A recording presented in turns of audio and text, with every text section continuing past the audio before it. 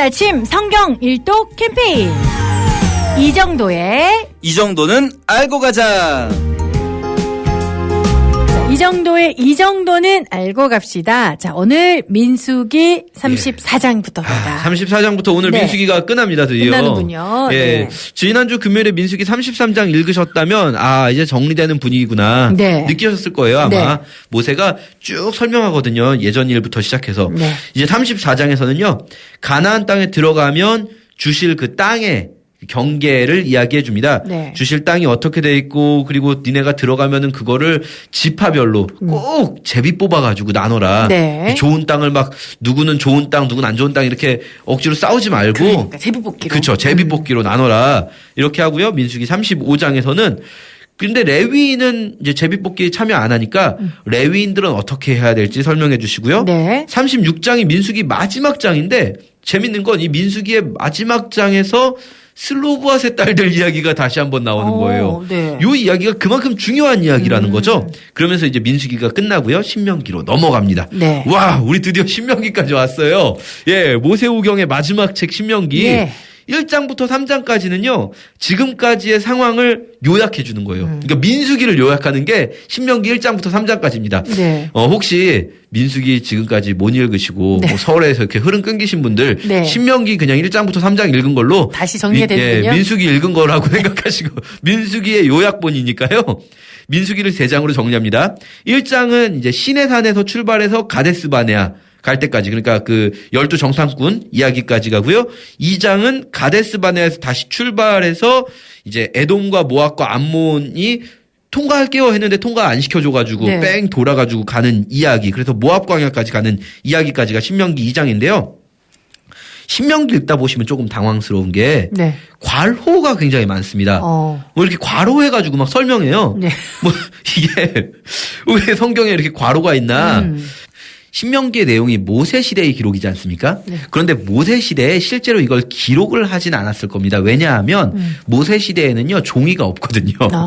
기록을 한다면 토판에다가 흙판에다가 기록해야 되는데 이렇게 긴 내용을 기록하기가 어렵죠. 그럼 뭐였을까요? 구전입니다. 네. 입에서 입으로 전승되다가 후대에 기록이 되거든요. 네. 그런데 그러다 보니까 무슨 문제가 생기냐면 후대에 이제 기록을 하려다 보니까 이게 뭔지 후대에는 이해할 수 없는 지명이나 후대하고는 조금 안 맞는 요 동네가 원래 이 사람들이 사는 동네가 아닌데 하는 게 생기는 거예요. 네네. 후대의 설명이 붙은 거죠. 그래서 요런 식입니다. 신명기의 괄호 열린 부분은 오늘날에는 누구누구가 산다. 그때에는 누구누구가 살았다. 혹은 그때에는 뭐뭐라고 불렀었다. 이렇게 되거든요. 그러니까 그때라는 게 모세 시대를 이야기하는 거고 오늘날 그러면은 이게 기록되는 이제 한참 후대의 시점이다. 네. 이해하시면 이해가 쉬울 것 같고요. 자, 이제 다시 민수기 34장부터 설명드리면 민수기 34장에서 땅의 경계 쭉 자세히 설명해 주시는데 지도를 좀 보시면서 이해하시면 좋은데요. 네. 간단히 말씀드리면 이스라엘 땅, 가나안 땅은요. 지도로 보면 동서로는 아주 쉬워요. 왜냐하면 서쪽은요. 바다가 지중해 바다가 있어서 어차피 거기까지 못 가고요. 동쪽엔 요단강이 있어서 요단강과 지중해 사이이고요. 북쪽으로는 조금 애매한데 북쪽은 이제 뻥 뚫려 있어서 하맛 어기 이 말 기억하셔야 됩니다. 이스라엘에게 주신 땅은 하맛 어귀라고 하면요. 저쪽 북쪽 위에 갈릴리 호수보다 한참 위쪽에 시리아 쪽까지 닿거든요. 이스라엘에게 원래 주신 땅은 하맛 어귀까지구나. 그런데 이스라엘 역사에서요. 하맛 어귀까지 이스라엘이 땅을 차지한 거는요. 솔로몬 시대하고 그 뒤에 여로보암 2세 시대밖에 없습니다. 그 나머지는요. 거기까지 차지를 못해요. 그러니까 이스라엘 땅이 이 원래 주신 땅보다 사실은 조금 이 사람들이 차지를 못하는구나 라고 생각하시면 되고요. 남쪽으로는 이제 홍해까지 갑니다. 자, 35장에 가면요. 레위인에게 성읍을 주시는데 여기서 중요한 게 있습니다. 레위인들은요. 48개 성읍에 나눠져 살려고 합니다. 왜 그럴까요? 레위인은 사실은 성막에서 봉사하는 사람들이잖아요. 네. 그러면은 자기들끼리 그냥 모여서 살다가 성막에서 봉사할 차례가 되면 가서 봉사하고 오면 되지 않습니까? 그럼 성막 가까이 살면 좋잖아요. 그렇죠. 그런데 그렇게 하지 않고요. 이스라엘 전체 지역에 48개 성읍에 아주 골고루 흩어져 있으라고 합니다. 왜 그럴까요? 레위인의 직무는 성막 봉사 하나가 아니에요. 이 사람들의 아주 중요한 직무가 뭐냐면 곳곳에 흩어져 살면서 곳곳에서 율법을 가르치고 그리고 그 율법으로 재판하는 일. 이것이 레위인의 네. 직무입니다. 늘 말씀드리지만 제사가 핵심이 아닙니다. 제사보다 더 중요한 것이 삶 속에서 율법을 행하며 사는 삶. 이것을 우리식으로 말하면 삶 속에서 하나님의 뜻을 행하며 사는 삶이 우선인 거죠. 네. 그리고 그렇게 48개 성읍 중에서도 특별히 6개를 지정해서요. 이 레위인의 성읍 중 6개는 도피성이다. 이렇게 말씀해 주십니다. 도피성. 예. 도피성 정말 중요해요. 이 도피성 6개는요. 지도를 보면 여기에는 사실 지명이 없지만 뒤에 나오는 이제 6개의 지명을 보면요. 이스라엘 땅 어디서든지 하루 안에 갈 수 있는 거리에 도피성이 있습니다. 예. 그래서 혹시라도 이 실수로 살인한 사람은요. 고의로 살인한 사람은 도피성에 간다 해서 살 수 없습니다. 실수로 살인한 사람은 도피성에 갈 수 있어요. 그러면 살 수 있습니다. 요건요. 도피성 규례는 2가지를 알려줍니다. 물론 저희는 그냥 딱 현대적으로 해석해서 도피성은 예수 그리스도다. 죄 지은 우리가 도피해서 살 수 있는 곳이다. 이렇게 네. 해석하지만 그 전에 먼저 그 시대의 관점에서 도피성을 해석해보면 2가지를 알려주는데요. 첫째는 살인한 자는 반드시 목숨으로 갚아야 한다. 이겁니다.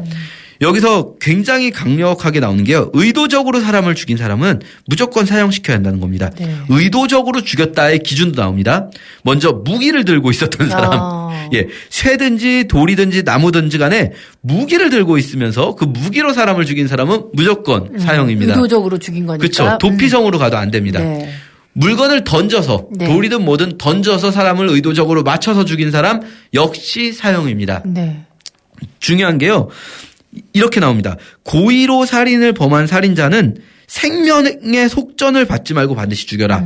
이게 뭐냐면요. 돈으로 갚아서 나는 사람 죽였는데 이만큼 돈 줄 테니까 합의 봅시다. 이거 안 된다는 거예요. 네, 네. 살인죄에 대해서는 합의가 적용되지 않는다는 거예요. 이게요. 어떤 의미로 볼 수 있냐면요. 어떤 분들은 어떻게 하나님이 사람을 죽이냐. 잔인하다. 아무리 살인했어도 잔인하다. 그렇게 말씀하실 수 있는데요. 거꾸로 생각하셔야 돼요. 그만큼 살인하지 말라는 겁니다. 방법이 없다, 이거는. 그렇죠. 엄하게 다스린다는 겁니다. 살인죄는 절대로 이 사람이 만약에 도피성에 갔다가라도 생명의 속전을 돈을 줄 테니까 혹은 내 노예를 내어줄 테니까 내 노예를 대신 죽이고 나는 도피성에서 나오겠다. 안 된다는 겁니다. 이걸 이해하셔야 돼요. 만약에 고대 사회에 진짜로 어떤 일이 있었을까요? 원래는 고대 사회에 부자들은요, 혹은 권력이 있는 사람들은요, 사람을 죽였어도요, 사실 이 사람들 사형되지 않았을 거예요. 그렇죠. 우리 조선 시대 뭐 이렇게만 생각해도. 그렇죠. 예. 이 사람들은요, 아니 나는 그냥 그래 내가 돈 줄게 합의 보자 뭐 이럴 수 있죠. 도피성 규례에서 동시에 도피성 규례만 있는 게 아니고요. 동시에 적용하고 있는 중요한 율법은요. 살인죄에서는 합의가 허용되지 않는다는 거예요. 네. 살인 절대 하지 말아라. 이겁니다. 그리고 2번째로 제시되는 게 실수로 살인한 경우에는 도피성으로 가라. 네. 이 경우도요. 그냥 용서해 준다는 게 아닙니다. 도피성으로 빨리 도망가라. 왜냐하면 이 살인을 당한 사람, 죽은 사람의 친족에게는요. 그 사람을 죽일 권리가 있어요. 네. 친족의 말하자면 의식으로 표현하자면 한을 풀어줘야 되거든요. 친족에겐 그 사람을 죽일 권리가 있습니다. 다만 이 사람이 도피성 안에 있을 때만 이 사람을 보호해 주는 겁니다. 그렇게 생각하면요. 도피성은요. 감옥이나 마찬가지예요. 이 사람은 그러네요. 도피성 밖으로 나가면 언제든지 죽을 수 있습니다. 네. 대제사장이 죽기 전까지는 도피성 밖으로 나가면 안 돼요. 그러니까 살인에 대한 대가는요. 무기징역과 마찬가지로 실수로 그렇게 됐다 하더라도. 실수로 죽였다 하더라도 네. 완전 무기징역은 아니죠. 네. 대제사장이 죽으면 이제 그 죄가 사라집니다. 네. 그때까지는 스스로 들어가서 감옥에 있어라. 안 그러면 너 나오면 죽는다라는 거죠. 네. 그러니까 생명을 얼마나 귀하게 보는가. 우리가요 이 도피성 규례를 너무 피상적으로만 이해하면요 네. 이렇게 이해할 수 있어요. 이 도피성은 정말 예수 그리스도를 상징하거든요. 그러면 우리가 잘못 이해하면 이렇게 할 수 있어요. 우리는 고의로 잘못을 저지르고 우리가 막 마음대로 잘못을 저질러도 우리는 자유해 예수 안에서 용서받을 수 있어. 그렇지 않습니다. 네. 우리가 스스로 네, 예수 그리스도께 달려간다 하더라도요. 우리의 잘못, 우리의 어떤 그 잘못에 대해서 네. 우리는 평생 그 죄를 그 사람에게 행한 잘못은 갚으면서 용서를 구하면서 살아야 하는 것이 우리의 모습일 것 같습니다. 네. 예. 제가 중요한 것 한 가지만 말씀드리고 지나가겠는데요. 이 사람들이 이제 36장에서 이 신명기를 지나가면서 네. 죄송합니다. 신명기로 넘어가서 신명기 2장에서요. 네. 가데스 바네아를 떠나서 세데세 갈 때까지 시간을 알려주는데요. 신명기 2장 14절에서 38년이라고 말하거든요. 요 연도수만 기억해 두세요. 네. 요 연도수만. 38년? 왜냐면요. 네. 38년이 어디 나오냐면 요한복음에서 베데스다 목가에 38년 그쵸. 38년 된 병자 있거든요. 네. 그런데요. 요한복음은요. 연도수 숫자를 쓸 때 그냥 쓰지 않습니다. 전부 다 의미가 있는 숫자로 쓰거든요. 그런데 이 베데스다 목가의 38년, 이 38이라는 숫자 너무 애매해요. 네. 38이라는 숫자는요. 뭐 12 곱하기 몇으로도 맞춰지지 않고요. 네. 7 더하기 12 뭐 이런 식으로도 맞춰지지가 않습니다. 성경에도 딱 한 군데 38이라는 숫자가 나오는 거는 신명기 2장에서 한번 나옵니다. 예, 가데스 바네아에 출발해서 세레시네까지 이게 어떤 의미냐면 광야 1세대가 다 죽는 시간입니다. 예, 요거 요한복음 할 때 저희가 말씀드릴 텐데 네. 지금 기억 한 번만 하고 넘어갈게요. 네. 자, 오늘 민수기 34장부터 신명기 2장까지 여러분 읽으시고요. 내일도 출석 체크 남겨주시기 바랍니다. 이정도사님 감사합니다. 감사합니다.